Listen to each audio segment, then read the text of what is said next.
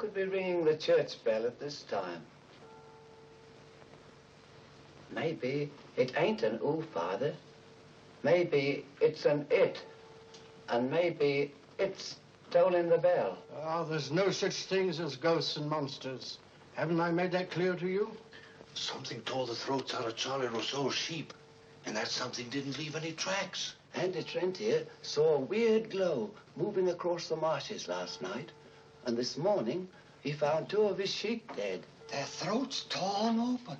Maybe the same thing that killed Andy's sheep is tolling the bell. I was on my way just now to deliver a special letter at Penrose Manor when a strange light appeared on the road before me, then moved quickly across the marshes and faded into the mist. I turned the cart around and hurried back here. It's not real. First the light, and now the bell. There's a very sound and logical reason for the bell tolling at this time, and I'm going to find out what it is. You can drive me to the church pots. The letter can wait. No hurry. Nothing will harm you if you're with the priest. Is that true, Father? Ah, what you need is more faith and less imagination. Come along.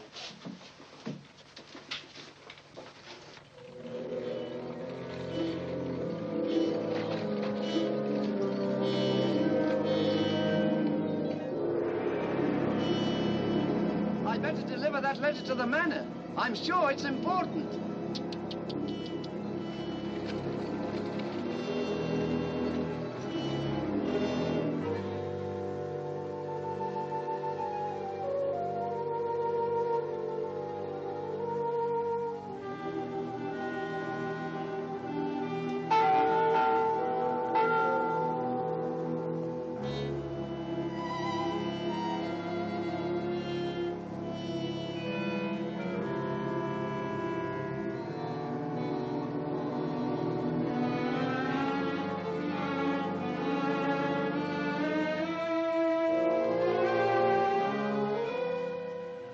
Goodness, that bell has stopped. Odd. It's tolling at this time of night. I don't like it. What with this phantom roaming the marshes? I saw it again tonight. Who would that be?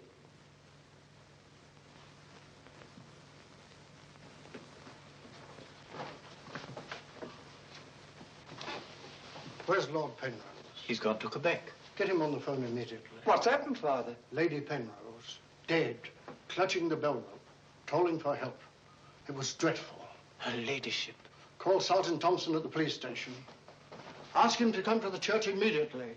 Come with me, Potts. I'll need you. Yes, Father.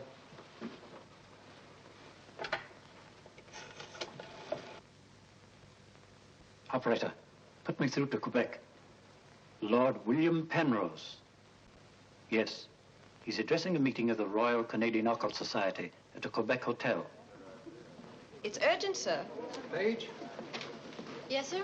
Lord Penrose. Lamont Rouge is on the telephone. It's urgent. It's in the gold room. Yes, sir.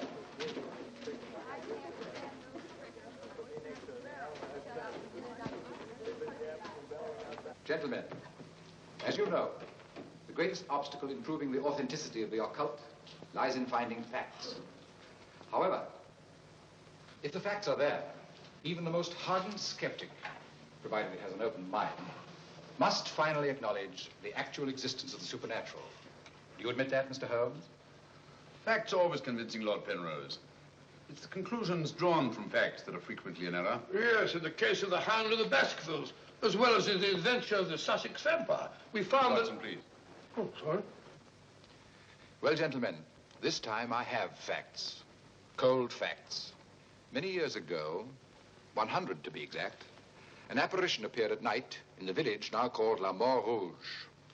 The following morning, 3 people were found dead, their throats torn out, hence the town's rather grim name. Interesting, yes. But facts, no. I hardly think the tales of superstitious peasants can be considered... I haven't finished, Mr. Holmes. La Mort Rouge has again been the scene of these strange and unexplainable occurrences. Unexplainable, that is, from your point of view. Several of our most responsible citizens have actually seen the strange apparition on the marshes at night. And next morning, sheep were discovered... with their throats torn out and no traces of the killer anywhere to be found. Oh, you read about it in the papers. Oh, as a matter of fact, I haven't. It was merely a deduction. A rather obvious one, I'm afraid. Deductions are a weakness of mine, as Dr. Watson can tell you. Would you believe it? Holmes can... Well, those are facts, Mr. Holmes. Ignore them if you can. But it's very urgent, sir. Okay, well, go ahead. Thank you. I never ignore facts, Lord Penrose. And I have no doubt that the incident of the sheep with their throats torn out is unquestionably a fact. However, the interpretation of this fact as being final proof of the existence of the supernatural is merely supposition, and therefore cannot be accepted without further data. Your opinions, Mr. Holmes, are undoubtedly the result of your inability to cope with something beyond the realm of your comprehension. Man, I'm sorry, John, but this ridiculous skepticism... Yes, what is it, my boy? La Mort Rouge on the telephone, sir. Very urgent, my lord. Excuse me, gentlemen. I'm afraid, Lord Oh, it's quite understandable, Sir John. Lord Penrose is deeply entrenched in his beliefs. That's his privilege. Well, hang it all, Holmes, the fellow was positively rude. Well, shall we see a little overwrought, Watson? I'm leaving immediately.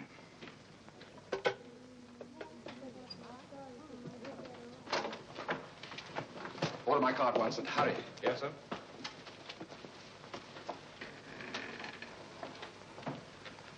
Gentlemen, my wife has just been found dead. Her throat torn out. In exactly the same manner as the sheep. This is terrible. I say, you don't think that it's... Undoubtedly, Mr. Holmes, you would call it murder by person or persons unknown. I'm sorry. If I can be of any assistance... Thank you, no. I'm afraid the happenings in La Mort Rouge wouldn't interest you, Mr. Holmes. Under the circumstances, I think we should adjourn. Yes, indeed, Sir John. Holmes, what a terrible thing. Sir John, would you be good enough to convey our condolences to Lord Penrose? Yes, I'd be glad. Say, well, can't we get something to eat before we leave? We don't often get food like you do here. Don't you ever think of anything else besides your stomach? No, not often. I gotta get a paper. Morning. Good morning, sir. I imagine you'll be glad to get back to London, Mr. Holmes. Yes, indeed. Oh, by the way, there's a letter for you, sir. Thank you. Oh, here's something about Lady Penrose. She was found in the church with her throat horribly cut. Evidently dragged herself from the marshes nearby and tried to summon help with a bell rope. What's it? What is it, Holmes? Listen to this, Watson. Huh? My dear Mr. Holmes, I have every reason to believe my life is in danger. Yet, if you were to ask me how I know, I couldn't give you a logical answer. There is nothing tangible, yet like a terrible premonition, it is all so frightfully real. I heard of your being in Quebec, and I'm turning to you, a stranger, and asking your help, in the frantic hope that you will not fail me. Oh, who's it from? It's signed Lillian Penrose. Lady Penrose? A letter from the dead woman? Well, what's it mean, Holmes? I should say that Lady Penrose lived in fear of her life. Some secret hidden in her past, in all probability. Oh, perhaps it isn't as simple as that. What if Penrose is right? I'm glad we're going back to London. Things like that can't happen in Baker Street. More's the pity, Watson. Huh? Do you know a village by the name of La Mort Rouge? Yes, sir. It's about 12 miles from here, up towards the falls. Thank you. Great Scott, Holmes. You mean you're going to take on the case? Quite. Telephone the airport and cancel our reservations, will you? Certainly, sir. Consider, Watson, the irony, the tragic irony. We've accepted a commission from the victim to find her murderer. For the first time, we've been retained by a corpse.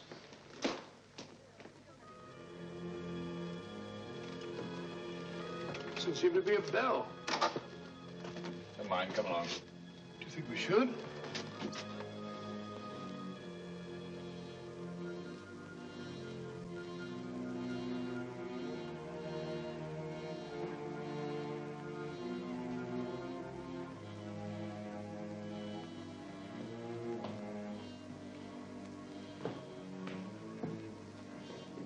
What a cold, cheerless-looking room.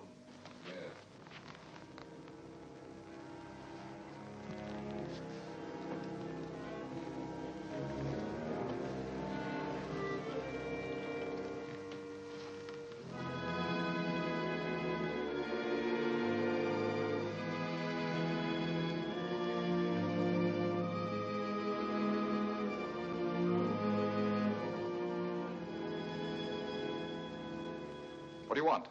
Who are you? Mr. Sherlock Holmes, I apologize for this intrusion. Would you mind, gentlemen?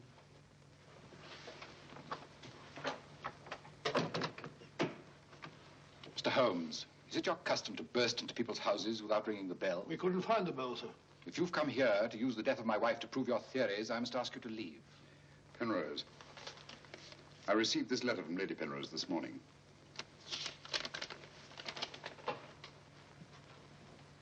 That was devilish awkward.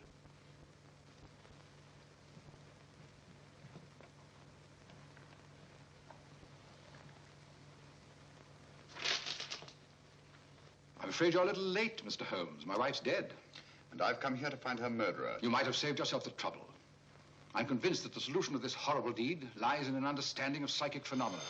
Although I don't expect you to admit that, Mr. Holmes. I assure you, Penrose, I neither believe nor disbelieve in anything, including psychic phenomena. If I could just see Lady Penrose, it might help dispel much of the mystery that surrounds these happenings in the Montrouge. Drake! Why don't you answer the blasted thing?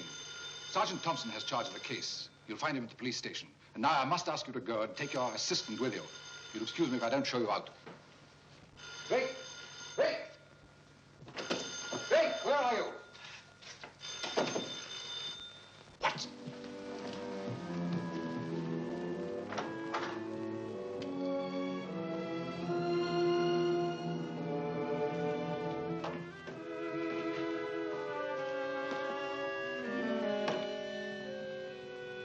Holmes, I've seen it before.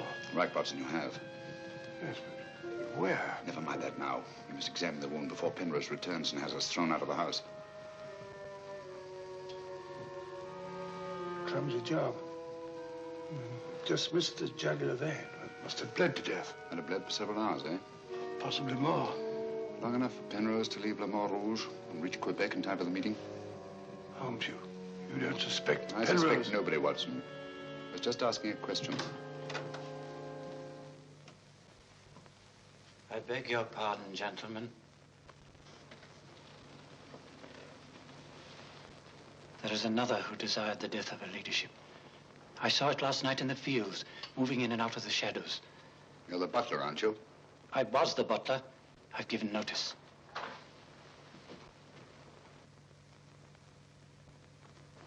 Drake! Get out. Get out of this.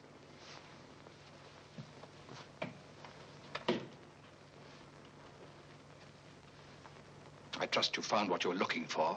Two things have been made clear to me, Penrose. That your wife was murdered and that she's Lillian Gentry. Lillian Gentry? Will you leave, or must I call the police? That will not be necessary. We're on our way to the police station now. The wounds found on Lady Penrose's throat are identical with those found on the throats of the dead sheep. Now, I'm not a superstitious man, Mr. Holmes, but I don't know of any weapon capable of inflicting such wounds, except an animal's claw. Of course, it could be done by a five-pronged garden weeder. Not that garden weeder, Mr. Holmes. That's mine. I use it to weed the garden at the back of the jail. I'm inclined to agree with the Sergeant, Holmes. A weapon such as that would have severed the jugular vein, and death would have followed immediately. Lady Penrose lived long enough to drag herself to the church and toll the bell in a frantic effort to call for help. Yes, I know all about that.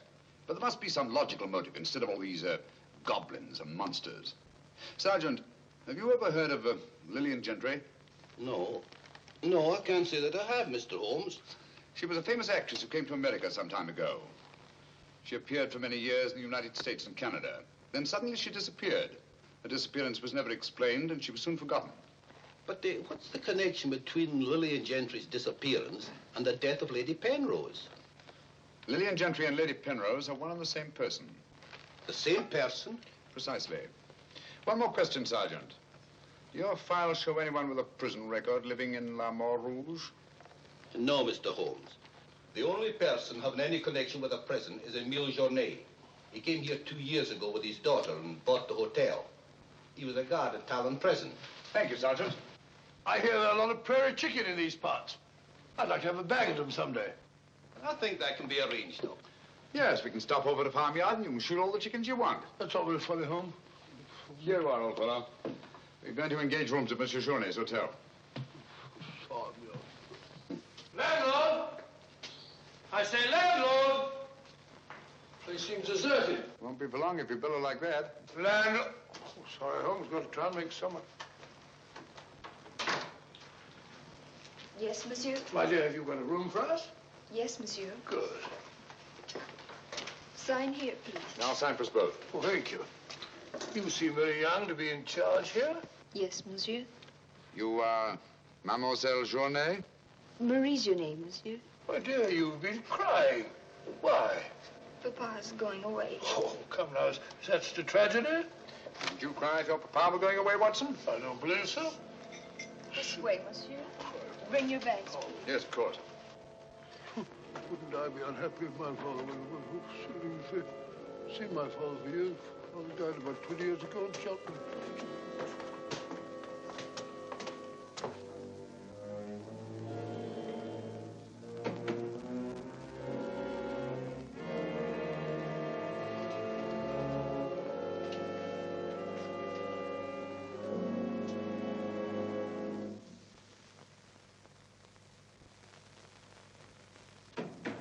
Some talk of Alexander and some of Hercules, of Hector and Lysander, such great names as these. Bills. That's the way it goes, Emil. It costs money to be born, and it costs money to die. Do you know who that was in the car? It was Sherlock Holmes. He's here now. What do you think he'll find? Ghosts and monsters. What else is there for him to find? There's nothing. I don't know. You're afraid, Emil? Of course I am, and so are you. Who isn't? Why should Sherlock Holmes come here? To investigate the death of Lady Penrose. What else? I'm afraid Mr. Holmes will return to London a sadder but a wiser man. Why do you say that? Well, you can't arrest ghosts and monsters, can you now? Well, I'm on my way. The mail must be delivered. Some talk of Hercules, some of Hercules. That's better. This room gives me the creeps. It is very seldom used, monsieur. It isn't often that strangers come to Le Mort Rouge, and when they do, they never stay. I can't say that I blame them. Will your father be away for long? I don't know, monsieur. When is he leaving? I don't know. Marie!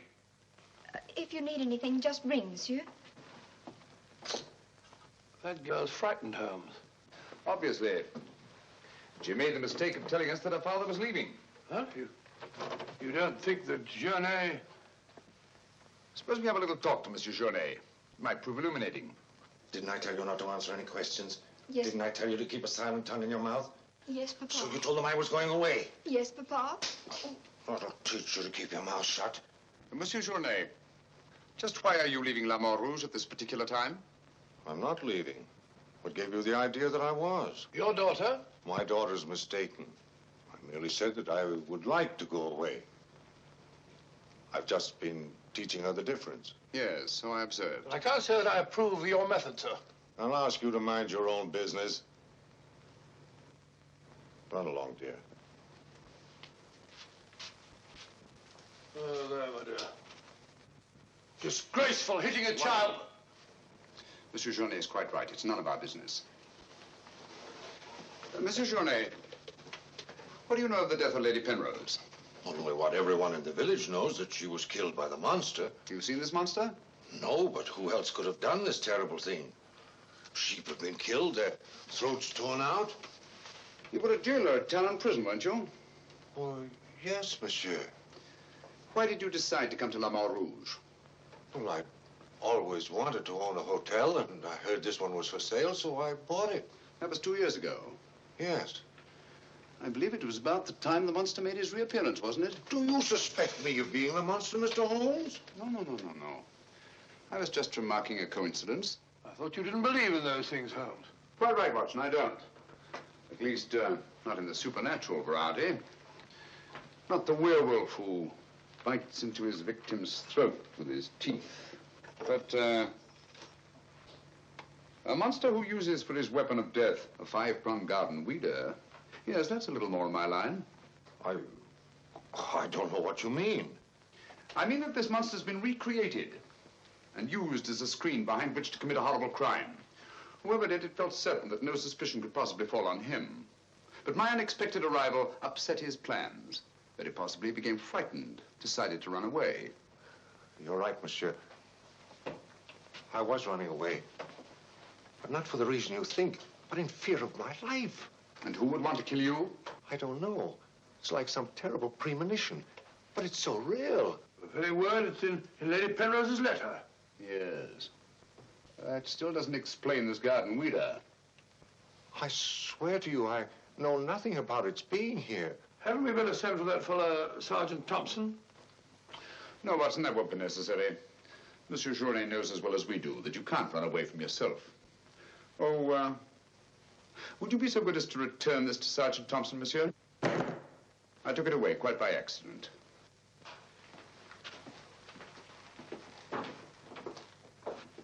Monsieur Journet knows as well as we do. You can't run away from yourself. This fellow Journet seems a very frightened chap. Do you think he'll have any connection with Lady Penrose's murder? Time will tell us many things, Watson. And now, my dear fellow, there's something you can do for me, if you will. Anything, Holmes? I knew I could rely on you.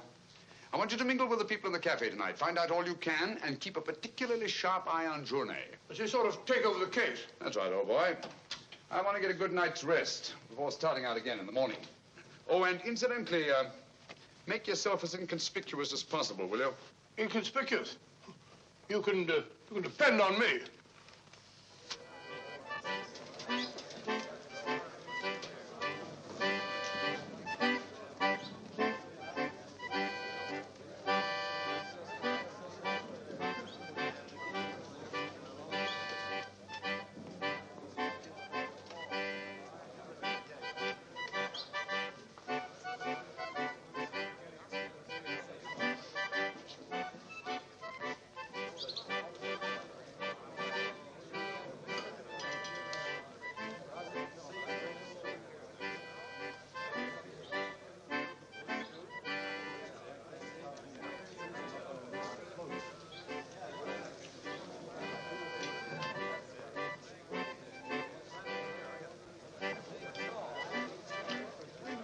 Thank you, my dear.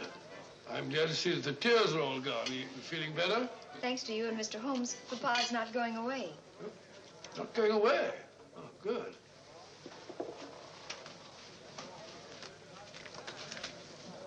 Journey not going away. There are many phases of the supernatural, Mr. Drake. Witchcraft, vampires, werewolves, ghosts, monsters. You'll find them all in the history of crime.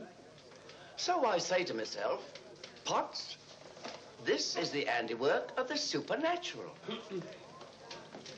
I gather that your name is Potts, that you're interested in the detection of crime. Allow me to introduce myself. My name's Watson, Dr. Watson of 221B Baker Street, London, England. How do you do, sir? Here's the crime. Bigger and better crime.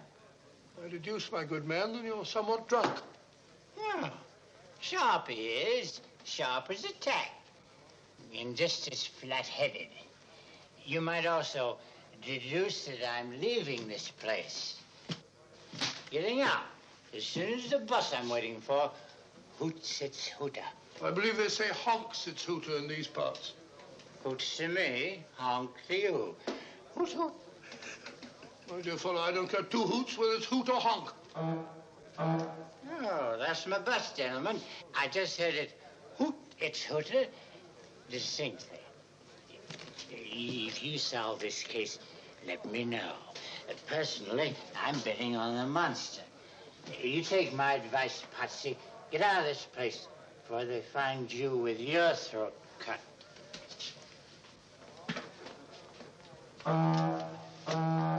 Hoots its hooter.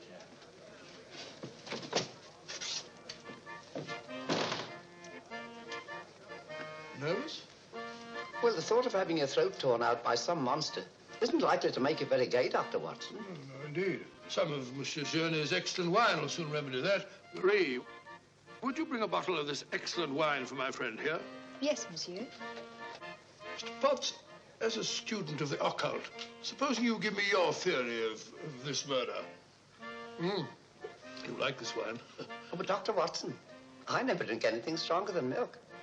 Teetotaler? No, hiccups. Every time I drink alcohol, I have hiccups. Sorry.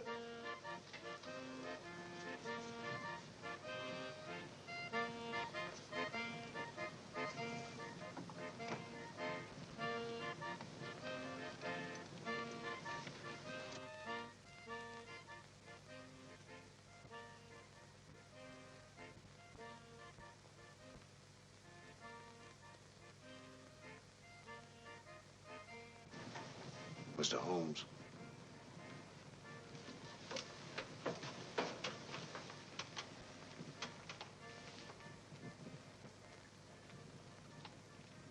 Mr. Holmes.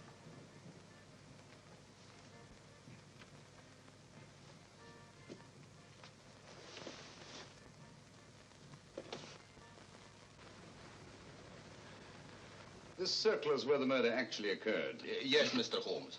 There's a footpath just beyond the church which leads across the marshes. Follow it for half a mile and you'll be there. Thank you, Sergeant. I'm sure I'll find it. Mr. Holmes, I wish you'd let me go with you. It's dangerous on the marshes at night.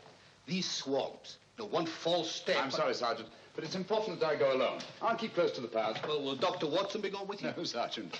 I asked him to do some research work of his own, and by now he's probably magnificently involved. Good night. Good night, Mr. Holmes. But according to your theory, Dr. Watson, everyone in the village is under suspicion. Pardon me. It's quite all right. Oh, thank you. Murder is a very interesting study, gentlemen.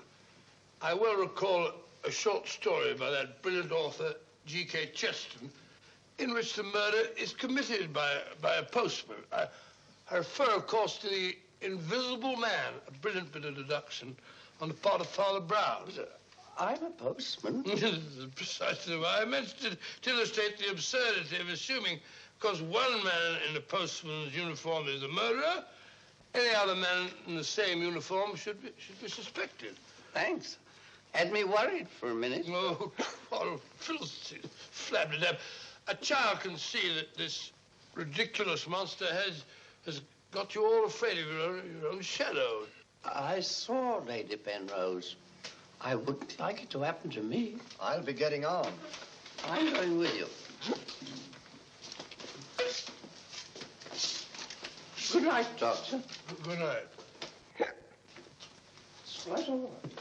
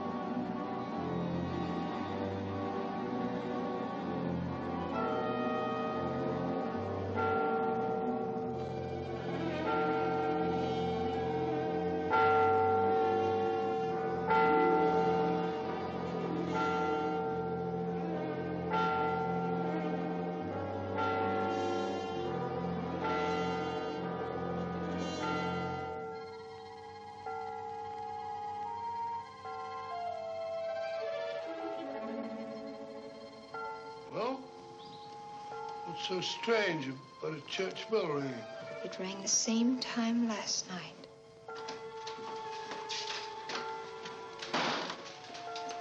Excuse me, Dr. Watson. Can you tell me if Mr. Holmes is armed? Armed, my dear fellow? Why should he be? He's gone to bed.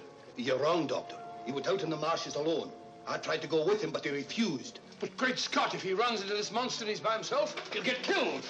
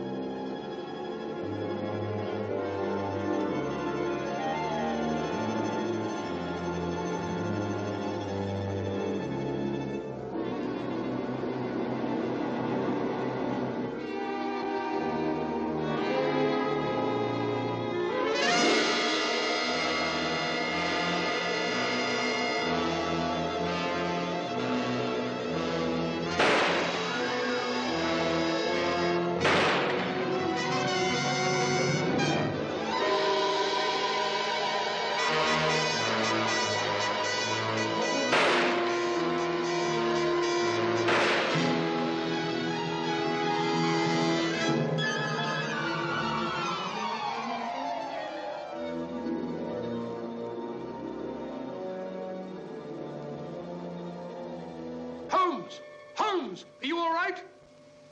Where are you, Watson? Here I am. Over here, Holmes. Watson, where are you? I'm in the bog. Oh, good gracious. Come here. Your instructions were to mingle with the people and stay in the cafe. Sergeant Thompson said you were out here alone, so I thought you might need help. Yes, so you proceeded to fall in the bog, eh? Fall? I was pushed into the blasted thing. Pushed by the most ghastly apparition. Came at me like a roaring furnace, with spitting fire in all directions. Before I could get my revolver, the thing was upon me. The next thing I knew, I was in the bog. Are you all right, Mr. Holmes? I heard shots. Yes, I'm all right, but Dr. Watson here seems to have encountered the monster. He has? Come along, old fella. We'd better get you out of these wet clothes and into a hot tub before you catch a death of cold.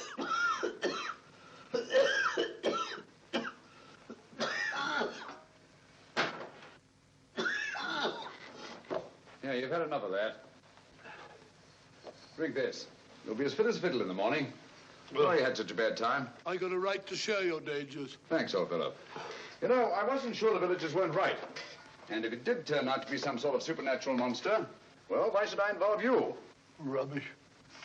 However, I did learn something.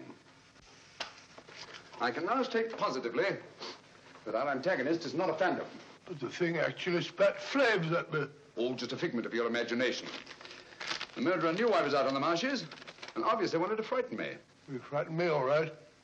How do you manage the flames? Merely clothing, treated with phosphorus. When the murderer fled, his shirt caught on a tree, and this piece of cloth was torn off. Come in. I'd like a few words with you, Mr. Holmes. I'll come directly to the point. Hello? What happened to your assistant? I'm not his assistant.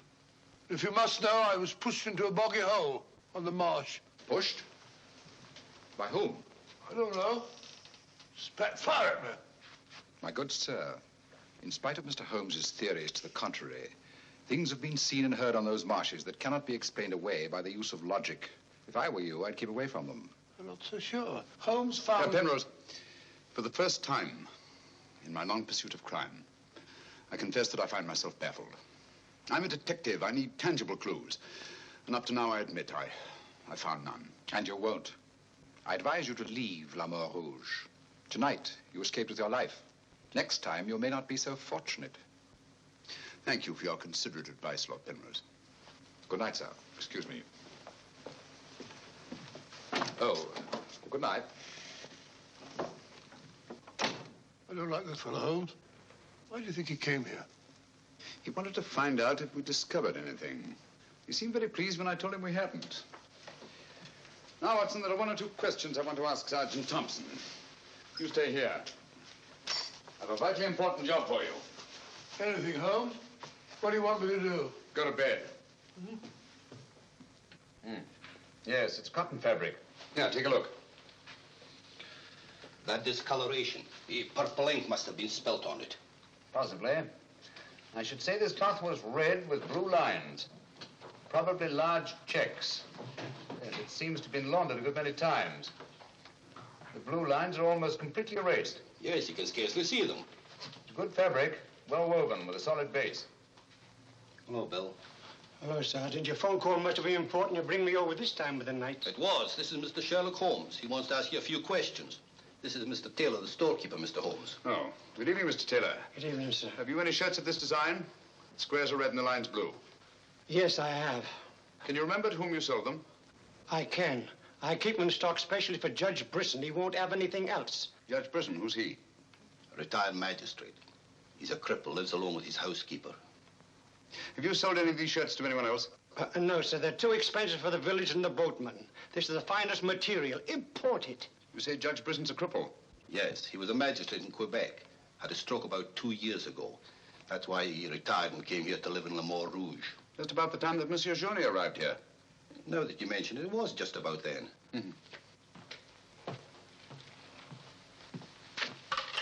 Hello, operator? Give me Judge Brisson's home, will you? Thank you.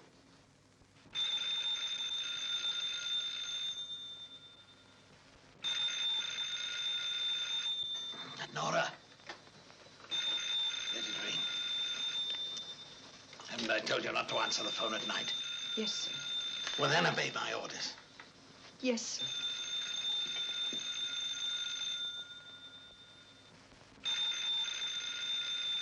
sir. No answer. Where do you live? On the Marsh Road. But I don't advise you to go there after dark, Mr. Holmes. The place is a fortress and guarded by a savage dog. I think Dr. Watson and I will have to pay Judge Brisson a visit in the morning. Good night, gentlemen. Good night, Mr. Holmes.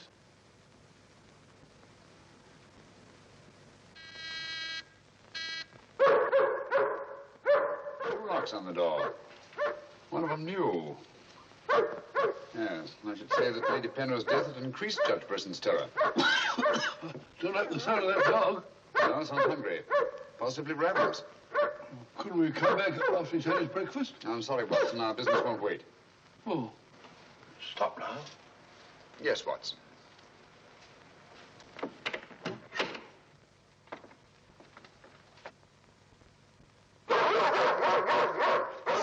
Good Fido. Good Fido. Good Monty. Good Winnie. Who is it? Sherlock Holmes and Dr. Watson. I telephoned Judge Brisson we were coming. You can't come in. He's given orders no one is to be admitted.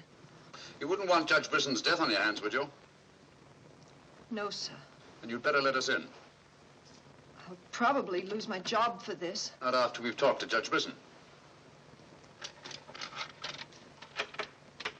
My good woman, you keep an eye on that dog. Oh, don't worry, Watson. You know as well as I do. The dog won't touch you if you're with its master or mistress. Well, you know it and I know it. You're quite sure the dog knows it. Good dog. Happy dog. Nice, Winnie. Good. Good Winnie.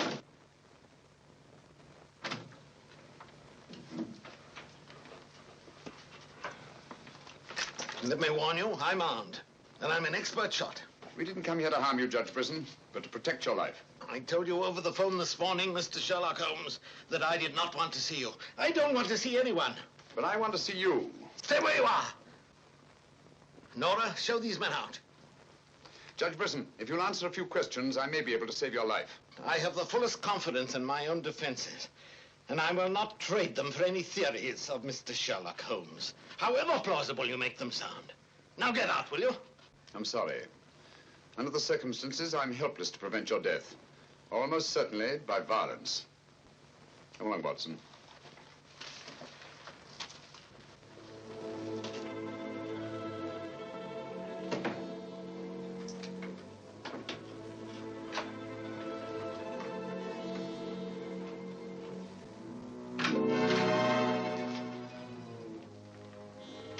Pardon me. May I trouble you with that envelope?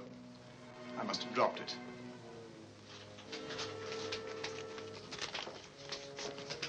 Thank you. You're a very clever man, Mr. Holmes. A crude device, Judge Brisson, but it's confirmed my suspicions that you're not the cripple you pretend to be. I'm sorry. But I'm frightened of everything and everybody. Why don't you sit down? You want to get shot, Holmes? Come in, Watson, and close the door. Sit down, old fellow.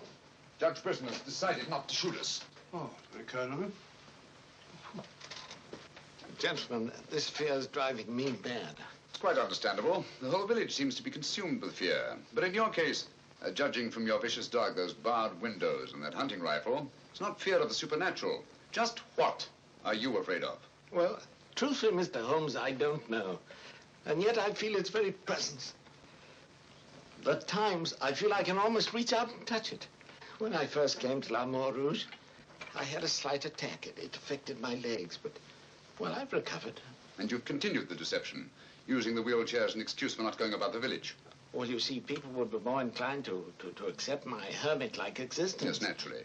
Tell me, Judge Brisson, had you ever heard of Monsieur Journet before you arrived at La Moor Rouge? No, I hadn't. How many of these shirts has your housekeeper purchased for you? Oh, 4 or 5. I'm not positive. You still have them? Well, 1 or 2 became badly worn, and I told my housekeeper to give them to a man who was doing some work for me at that time. Can you describe him? No, I'm afraid I can't. That was about a year ago, you see, and, well, I didn't pay much attention to him. He worked in the garden. Could your housekeeper remember him? No, that was a different housekeeper then. She went to the United States. Try to remember, Judge Brisson. Your life may depend on it. I do remember one thing. He had a very slight limp. I used to watch him from that window as he walked across the lawn. Splendid. Continue your vigilance, Judge. And under no circumstances allow anyone to enter the house, even someone you may know well. What's that mean, Holmes? It may mean nothing, Watson, and it may mean everything. I'm quite sure that Sergeant Thompson will have observed a man with a limp in a village the size of La Mare Rouge. Good day, Judge, and thank you. Good day, sir. I'm sure Sergeant Thompson will have observed a man with a limp in a village the size of La Mare Rouge.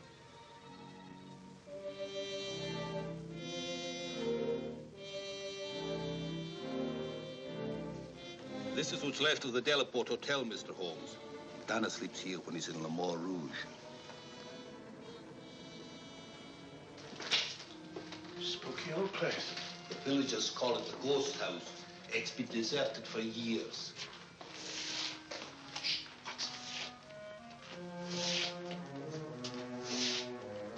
He walks with a limp. The left foot, I think. To the trained ear, Sergeant, footsteps have a characteristic rhythm as identifiable as fingerprints.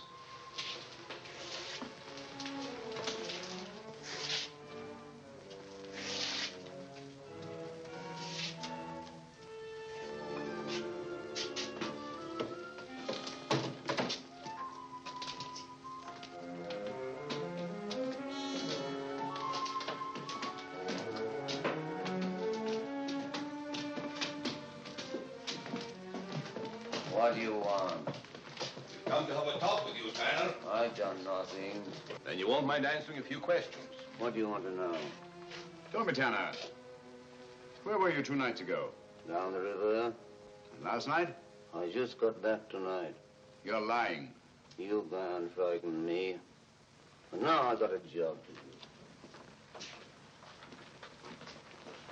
It's quite evident that you haven't been on the river within the last 48 hours. Are you trying to make me out the murderer of Lady Penrose? How do you know she was murdered? I'll tell you how you know she was murdered. Because you murdered her. Holmes, look! In there! The monster! That's right, Watson. One of Brisson's shirts, which Tanner here treated with phosphorus. Take him, Sergeant. I'll give you all the evidence later. Look out!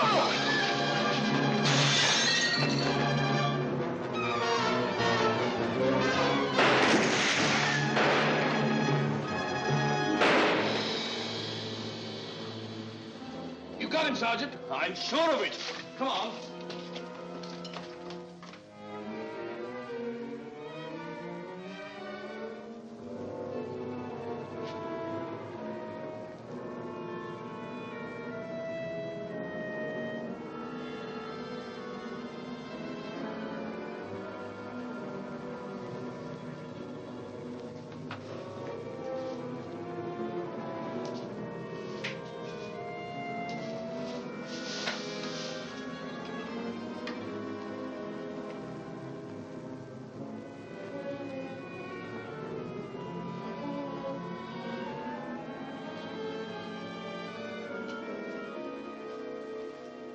I see no reason why we shouldn't leave for home tomorrow.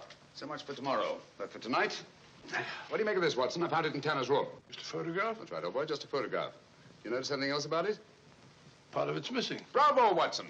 Now, if we can find the missing half, notice the discoloration of the torn edge, faded signature.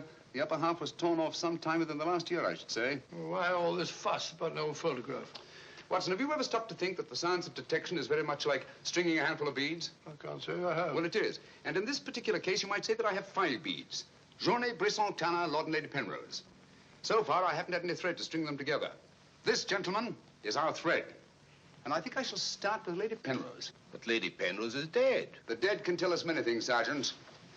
You and Dr. Watson remain here at the hotel. I'll meet you later. I'm sure you got Tanner, Sergeant. But Mr. Holmes is never satisfied with a dead criminal. He has to sit in on the post-mortem. Come along. Let's go downstairs and celebrate the death of the monster. That's a good idea, Doctor.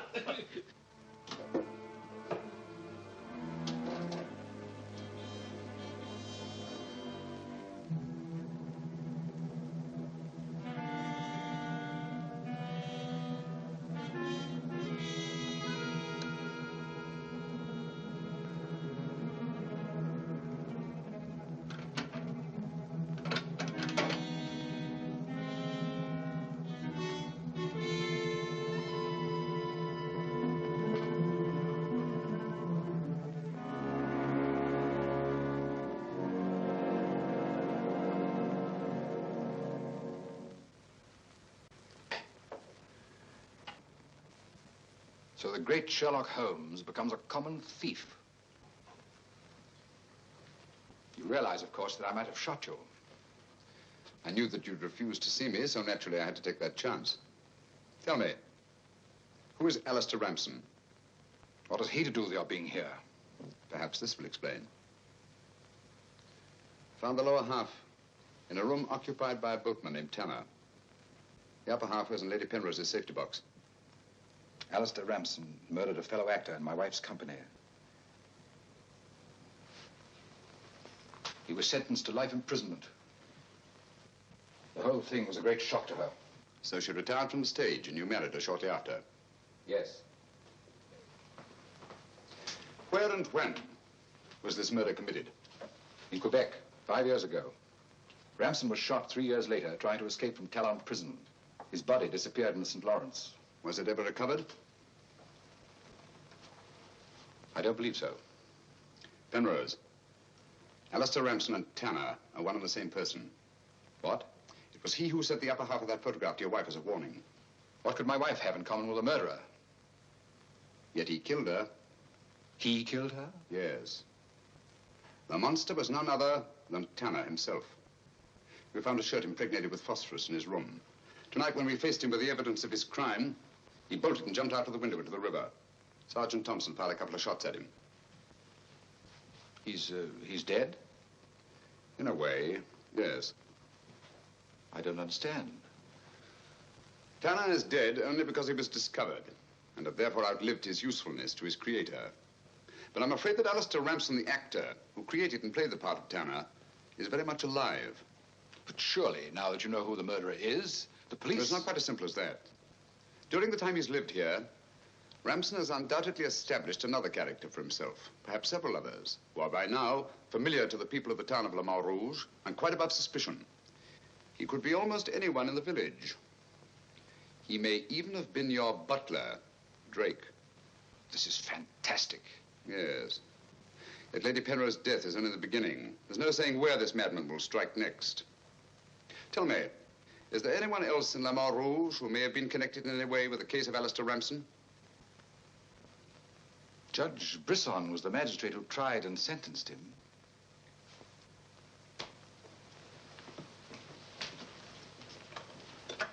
Operator? Operator, give me Judge Brisson's home. It's urgent.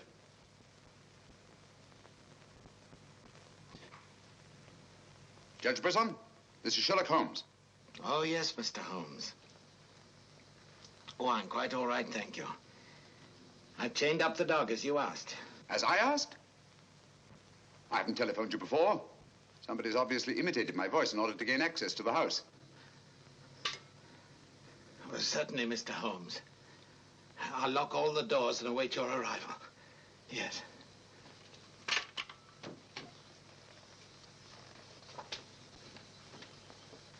Nora! Nora! If I can be of any assistance, Mr. Holmes... Thank you, but I'm afraid... You think Judge Brisson's life's in danger? I only hope I'm in time to prevent a second murder.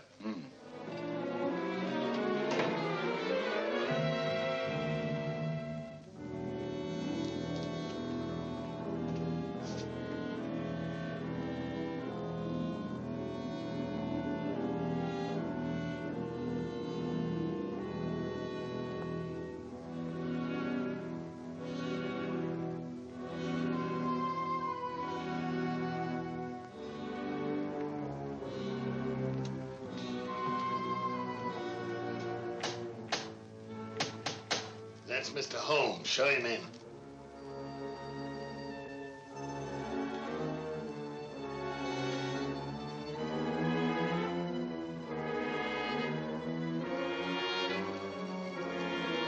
Hurry up, hurry up.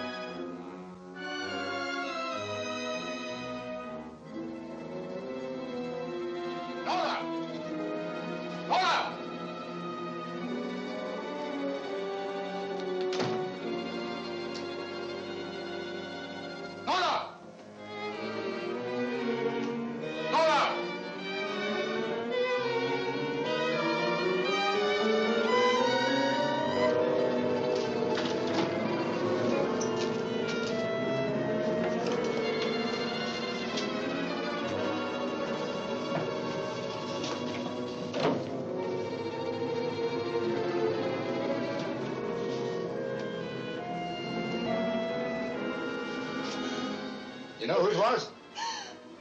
I don't know. I don't know.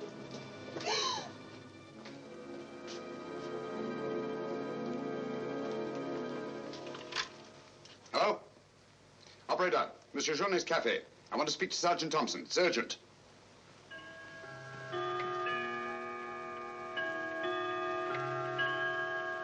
Sergeant Thompson, this is Sherlock Holmes. I'm at Judge Brisson's. He's been murdered. Judge Brisson's been murdered. Judge Brisson? The murderer gained access to the house, gagged and bound the housekeeper, then disguised as Nora, murdered Judge Brisson. I'm returning to the old Delaporte Hotel on the chance that he'll go there to change his clothes and assume another disguise. Ask Dr. Watson to meet me there as quickly as he can, will you? You'd better come here at once and take charge. Right.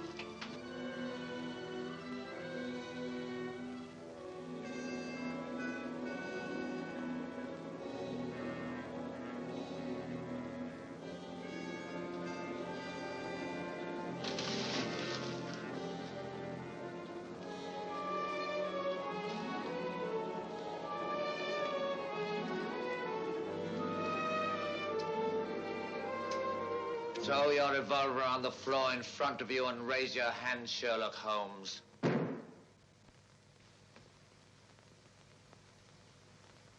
I should have thought you would have felt more at home in the spotlight. I see you finally identified me. Yeah, Jack Tanner and Nora, the housekeeper, were brilliant.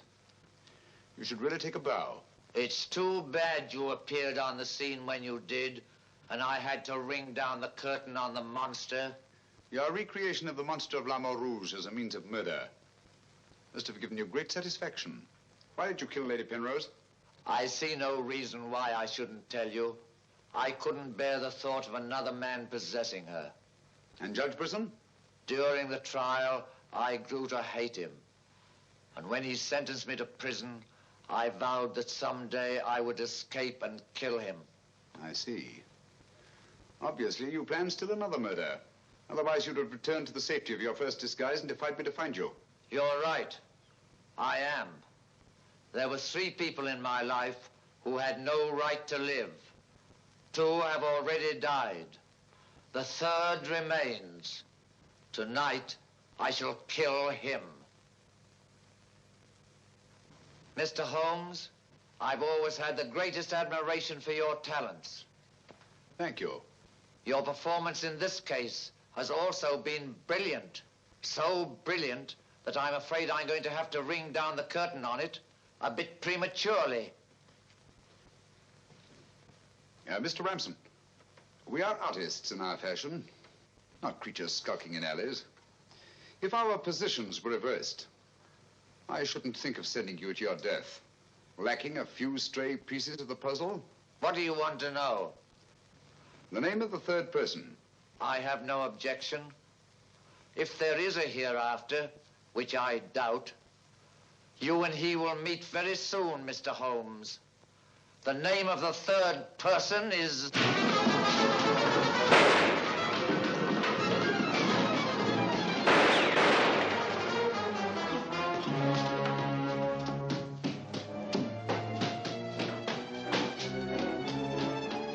Coming, Holmes! Look out, Watson!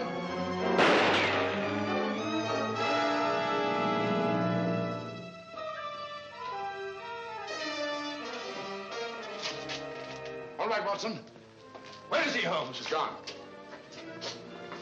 Thank heavens you're safe. Thank heaven you came and you did. There it is, Watson. Look out.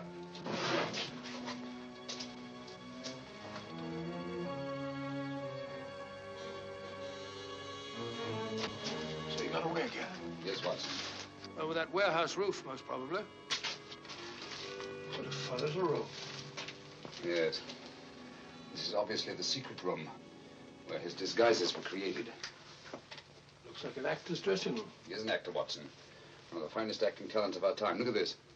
Nora, the housekeeper. His name's Alistair Ramson. Alistair Ransom? Never heard of him. No, that's not important. The important thing is that he murdered Lady Penrose and Judge Brisson. Great Scott, he did it. Yes, Watson. This Ramson is a paranoiac. His orgy of crime is not complete. There's still another. I was just about to learn his name and you so conveniently fell down the stairs. Oh, sorry, old chap. You can be, old boy. You saved my life. Look at this, Watson. Tanner. Tanner? Where do you think he'll strike next? Obviously, Journet is to be his third victim. Journet? Yes, Watson. As in the cases of Lady Penrose and Judge Brisson, Journet also felt his presence. But in each case, it was vague and unexplainable. Well, what connection can he have with Judge Brisson or Lady Penrose? Journet was a guard at Talon Prison, where Alistair Ramson was confined. He's the third person against whom the murderer holds a grievance. Now he's disappeared. Journet disappeared? Oh, so Marie told us in the cafe? Watson, Journet's disappearance can mean only one thing. He's in hiding. Our job is to find him before Ransom does. Journet is the only man who can lead us to the murderer. We'd better have a talk with little Marie.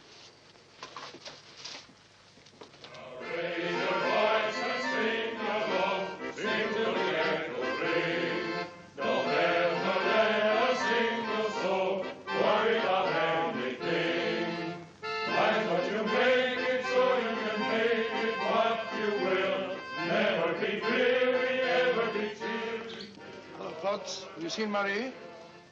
No. Have you seen her? No, can't say I have.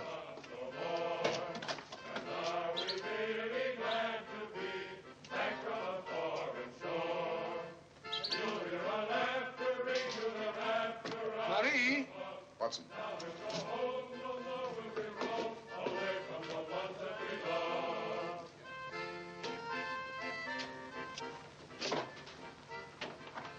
What is it, Holmes? I'm afraid we're too late. Marie.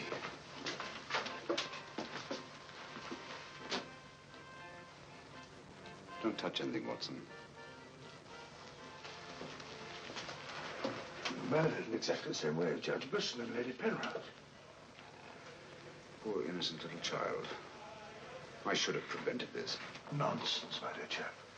You did everything possible. How on earth could you have prevented it? The child's death is a tragedy, of course. I see exactly what happened. She was standing here by the desk, and the murderer came in by that door. He came in through that door, but Marie was not in the room. She alone, of all people in the cafe, saw Ramson enter this office. It was someone she knew well. Someone who might have a message from her father. So she followed him here. And when she refused to tell him where her father had gone, he killed her. Ramson already knew that Journey had disappeared, but he didn't know where. When he questioned her, she became suspicious, and it was then that he killed her. Telephone Sergeant Thompson, will you? And he's at Judge Brisson's. Ask him to come here at once. And see that no one leaves the cafe until he gets here. The murderer may be among them.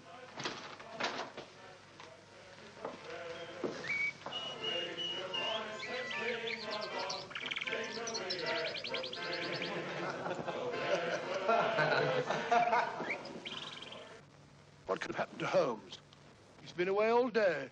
It's very unfair of him keeping me in suspense like this. He knows how worried I become. He continues to do it, and do you know why? He actually enjoys making me miserable. Half a mo.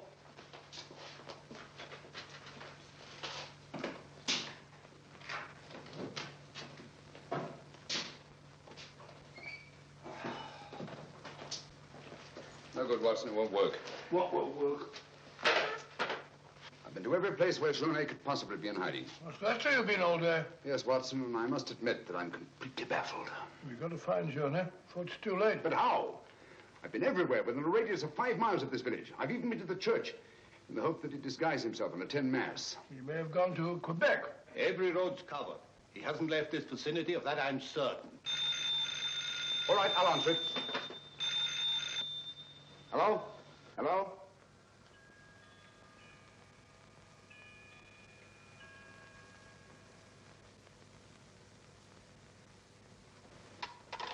Who was it, Holmes?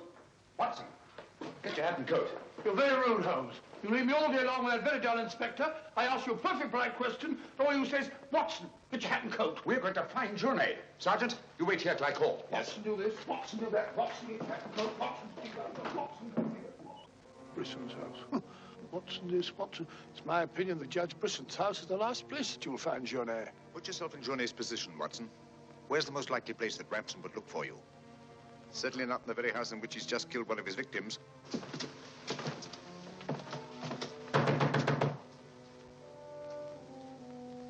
Journey! Journey! It's Sherlock Holmes and Dr. Watson. We're here to help you. I don't like the look of it, Holmes.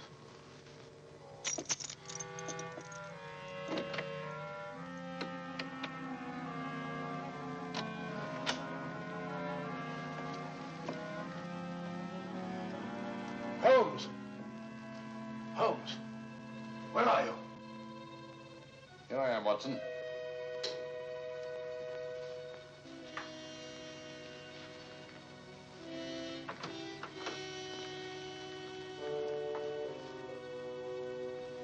Journey!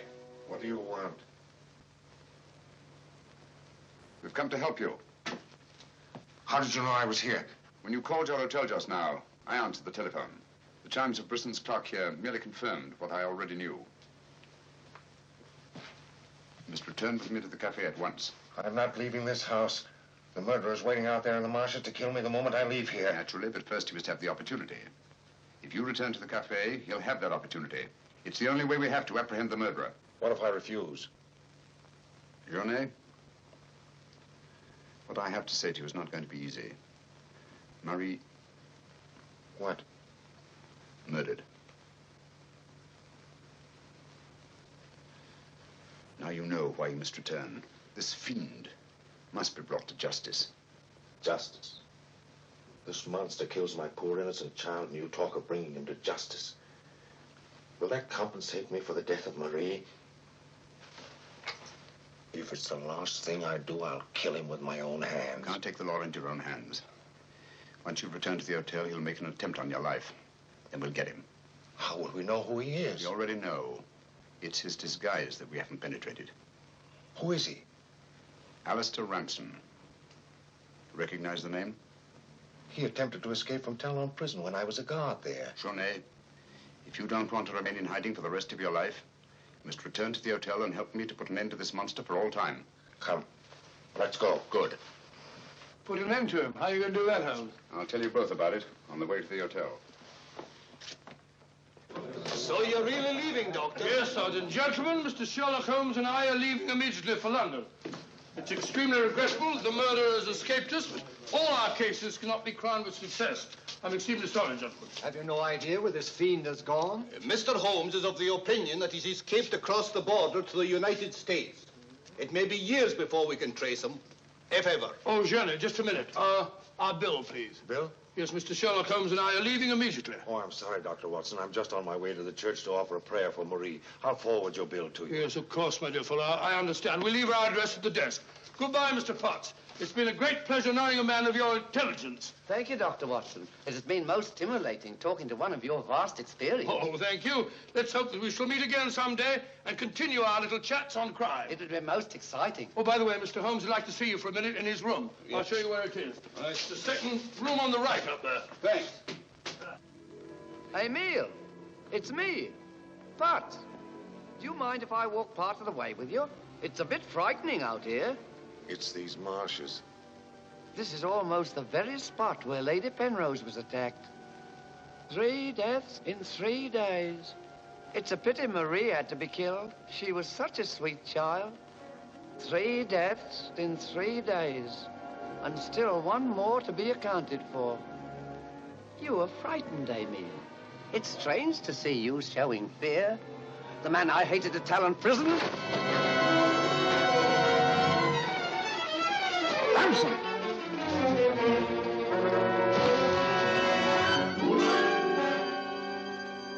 Sherlock Holmes. Yes, Mr. Ramson. So you see the final curtain has not fallen after all. I thought you were on your way to London. Naturally, that's what I wanted you to think. That's why Dr. Watson announced our departure in the cafe. Journey's leaving was purely bait to bring you into the open. I merely replaced Journey once he was outside on the street. May I say, Mr. Ramson, that your disguise as a postman was a masterpiece of ingenuity. Your very choice of the role put you above suspicion. It was quite easy. I simply disposed of the real Mr. Potts after he had passed his civil service examination and had been assigned to l'Amour Rouge. You realize, of course, that you'll never hand me over to the police alive. It's not my function to be your executioner. My duty is to hand you over to the authorities, which I fully intend to do. You're an optimist, Mr. Holmes. No, not necessarily. We're surrounded by police awaiting my signal.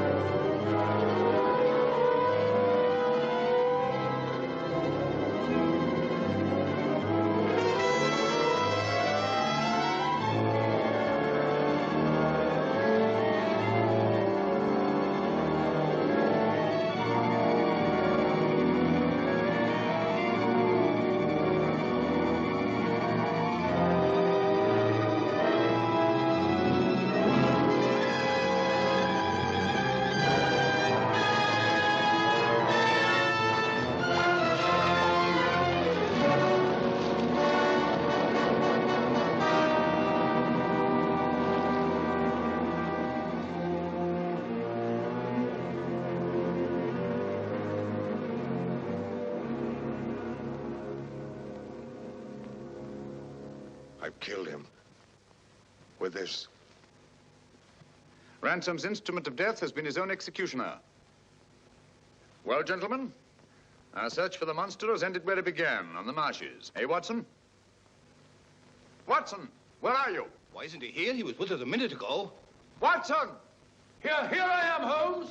Where are you? I've fallen in another hole.